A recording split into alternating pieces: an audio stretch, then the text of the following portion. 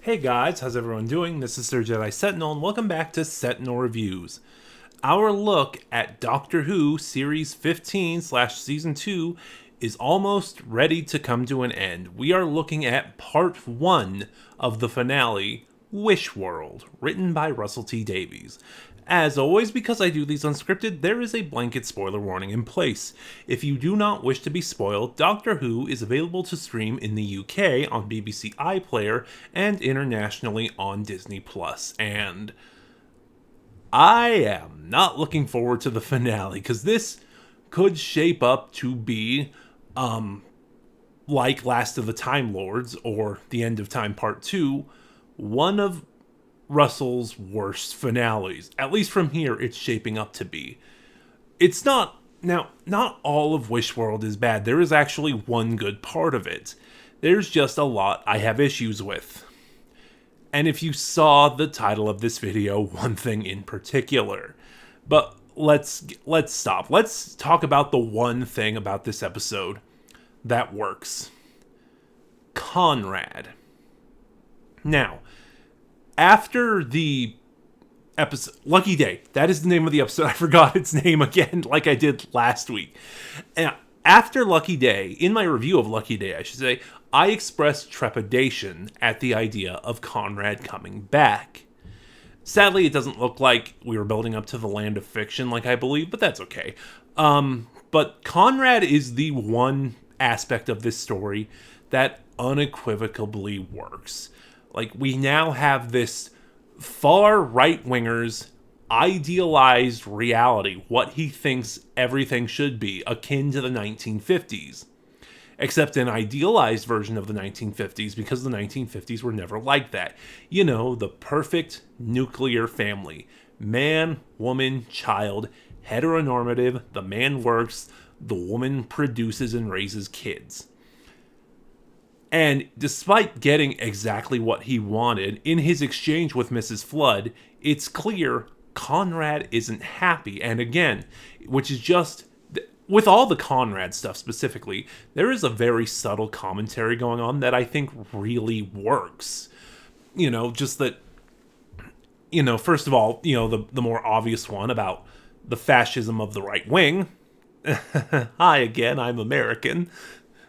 But then, you know, there are nuances to this commentary. Like, even getting everything they want, even in positions of power, these people still are not happy because there is really no benefit to it. The power comes with responsibilities that they didn't want because they only wanted the power.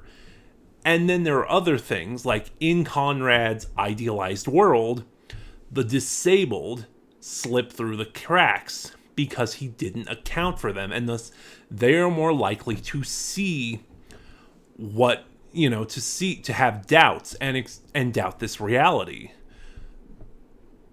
So that's the one good thing that works, because everything else doesn't. I think one of the least egregious aspects of this story is the Wish Baby, which, shock of all shocks, is another member of the Pantheon. What did they call him? Decidium, the God of Dreams. I'm going to go with the God of Dreams because, again, I don't remember the name. But it's just, again, this is the least egregious because it's just a MacGuffin.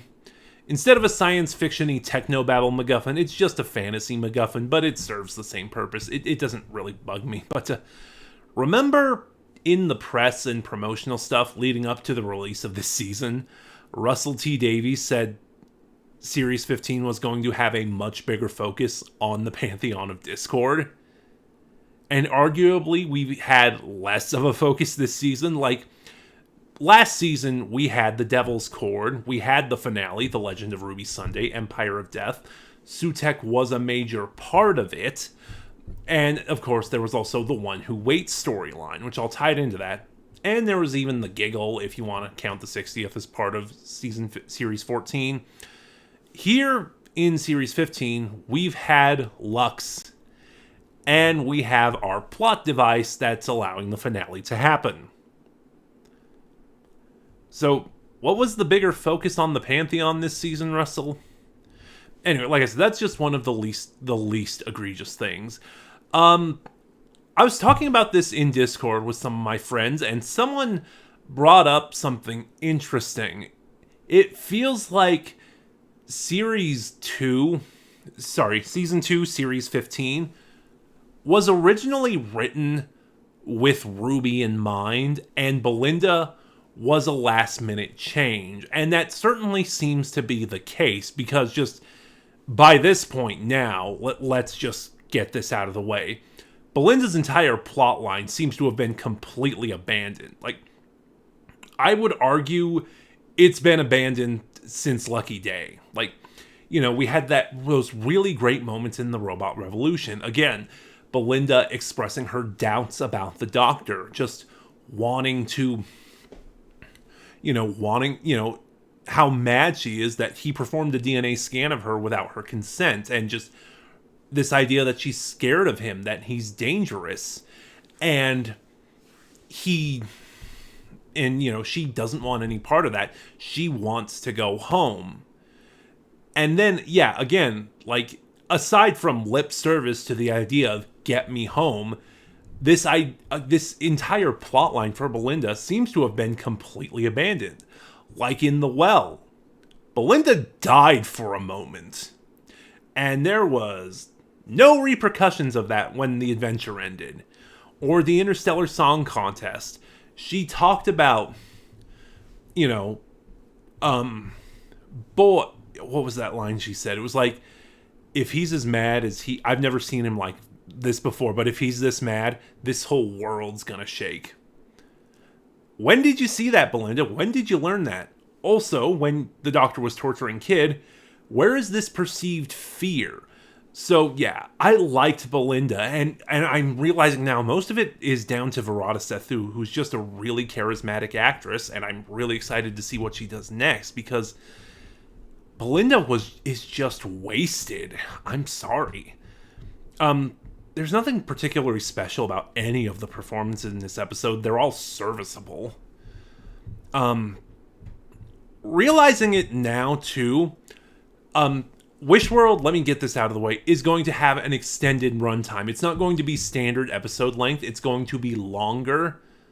I think it's going to be 50 minutes. I don't know what the runtime is, but thank goodness, because the way this episode plays out, Russell has set up so many dangling plot threads that he now has to address. Oh, I'm sorry. I'll get back to this point in a minute, but just getting on to what I was saying earlier about the speculation that I think Series 2 was written for Ruby, which veered off into my tangent about how I feel Belinda was wasted all season, especially in the revelation that her entire arc has been essentially shelved. Let me get back to that. I believe we were speculating that Series 2 was originally written for Ruby, because in this idealized world, in this fantasy world, the Doctor and Belinda's child is Poppy. Captain Poppy from Space Babies, a character Belinda has never met, but Ruby did, and I feel like Poppy is going to be a major part of the finale, and here I will segue back into the point I was talking about, how Russell has all these dangling plot threads that he now has to address in some way. And it seems like there are far too many of them. Because now Belinda, not realizing, still trapped in this warped reality, wants to get back to her daughter. And we have the Next Time trailer. I have seen the Next Time trailer. She is still looking for her daughter. Belinda hallucinated Poppy in the story in the engine. I didn't realize that was Poppy. And now, and again, just what I was getting to, a lot of this would have made sense if it was Ruby. But, and of course, the cliffhanger of this episode is the Doctor saying to the Rani, Poppy is real. Do you know what that means? So, I believe Poppy is going to play a key part in the finale, which is one of many things the finale has to address, because now we have to deal with Conrad. Now we have to put the world back in order. We have to deal with Omega. I'll talk about that in a moment. Susan made another appearance, so Susan's got to be addressed. in trying to break the Doctor free of this reality, Rogue showed up. So now Rogue has to be addressed. Like I said, the finale, next episode, The Reality War, is running the risk of feeling crowded, feeling cluttered, because now it has all of these dangling plot threads that it now has to address. So let's get into Omega, and we'll save my big thing for last with this episode. So yeah, it's revealed at the end that the Rani created this false reality. Oh, again, great. Another part on the Conrad praise and this great subtle commentary this episode does. The Rani had Conrad create this entire fake reality just so people can express doubt, so they can question what's real or not. Because the doubt is what the Rani needed. It's what she needed to set up this MacGuffin to free Omega. So from the beginning, she set this up to fail. Again, just another great commentary about right-wingers, trying to profit off of fascism. The system is set up to fail. Again, as we're seeing right now, everything's fine. So now let's get into Omega.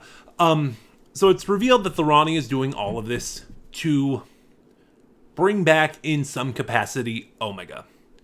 Again, I saw the Next Time trailer, so people are speculating Omega's coming back, which will be cool if he is. Like, I won't say that's not a good idea.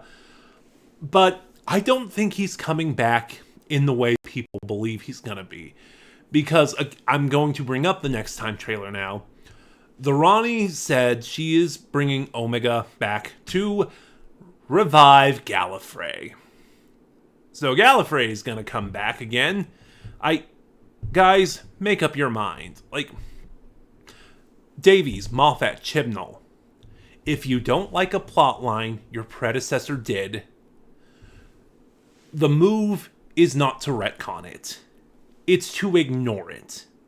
Like, so Moffat seemingly didn't like that Davies destroyed Gallifrey, so he brought it back. And then Chibnall liked that Davies destroyed Gallifrey, so he retconned Moffat's bringing it back by destroying it again. And now Davies is bringing Gallifrey back again. Again, just showrunner to showrunner. If you don't like your predecessor's decision, the move is not to retcon it, it's just to ignore it. You don't have to address it, you don't have to deal with it, you just don't have to bring it up. Like, you just... The dedication to canon is one of New Who's biggest problems. Like this almost fanatical devotion to canon. But anyway, as I was saying, I don't think Omega is going to come back the way people expect he is. I believe only his remains are going to come back. This is just me speculating, by the way. And the Rani's going to use them to try and bring back Gallifrey. Now, Omega might show up again, and I will happily be proven wrong on that. That is something I will be okay with in this regard. But also, it's just... This feels so cheap to bring back Omega, because for one thing, again, 2-part episode... No, I'm not going to go there, because Sutekh was saved until the cliffhanger reveal of The Legend of Ruby Sunday, so not a good comparison. It cheapens the Rani a little bit. Like, it feels like she was only brought back just to be a red herring to hide the fact that Davies was bringing back Omega. So let's now get into my big issues with this. Again, I have a lot of issues with this episode, a lot of which I've commented on, hopefully. None bigger than the Rani. Again, I talked about this a little bit in the Interstellar Song Contest. In the fandom, the Rani's kind of become a bit of a joke. She was only popular, arguably, because she was a Time Lord villain and made repeat appearances. But she never really had the demand that, say, the Master did. some people would argue she was a blatant attempt to try and replace the Master, because in that time, by 80s, by the Colin Baker era, the Master was really running out of steam. But in the fandom, the Rani had kind of become a joke, because throughout New Who, anytime you had a vaguely mysterious or antagonistic female character, the speculation was she was the Rani. And it never was. So, yeah, we finally got the Rani back, something I've wanted. So, I've said this before other places, pretty much since Missy, and that's not a comment on Missy. I like Missy. I have begged New Who to bring back a Time Lord villain who was not the Master. I'm just going to stop asking for that, because it's very obvious that no matter who they bring back, no matter who they say it is, they're just going to write the Master. Like, it is very clear in the way the Rani is portrayed here. Davies really wanted to use the Master. In fact, I just heard somewhere that apparently it was the Rani at Shudi's request. Shudi Gatwa wanted to face the Rani. So, first of all, props to Shudi. That is amazing. That he is that big of a fan of the show. Like, I like Shudi even more. As an actor, I'm still on his doctor. But that is really cool, because I wanted the Rani back. But it is very clear that Davies wanted to use the Master, because the Rani's personality here, the way she is portrayed, is the exact same way John Sim, Michelle Gomez, and Sacha Dhawan were all written. Even down to implying that that the Doctor and the Rani had a romantic relationship of sorts. Yeah, this was supposed to be the Master, because, I'm not a Doctor Master shipper to begin with, but you could even argue that was the relationship going back to Classic Who. But if you go back to Classic Who, it's very clear that this was never the Doctor and the Rani's relationship. And I think, again, part of the Omega thing, too, is just that the Rani's not an endgame villain. Like, she's not a villain you build up to and use for a finale. She's one who would make an appearance earlier in the season. So I think, again, aside from the fact that Russell wrote the Rani wrong and just wanted to use the Master, it's... where was I going with that? Well, yeah, no, just Russell wrote her wrong and wanted to use the Master. Because none of this makes sense for the Rani, Her relationship with the Doctor doesn't make sense. Her motivation... Well, okay, bringing back Gallifrey kind of does make sense. That's the one aspect of the Rani that does make sense here. But, yeah, I like the Rani, and Russell just completely butchered her. And it's a shame, too, because, again, I really like Archie Punjabi. She could have been fantastic as the Rani. I'm going to say this again. Go watch The Good Wife. She is phenomenal in that show. And it's like, if you wanted to see an idea of what her as a good version of the Rani would be like, go watch that. And then, of course, we have Mrs. Flood, who did not justify being here. There was seemingly no reason for her to bigenerate, because any character, even a newly created one, could have filled the role Mrs. Flood is playing. She did not need to be here. There was no reason for the Rani to bigenerate.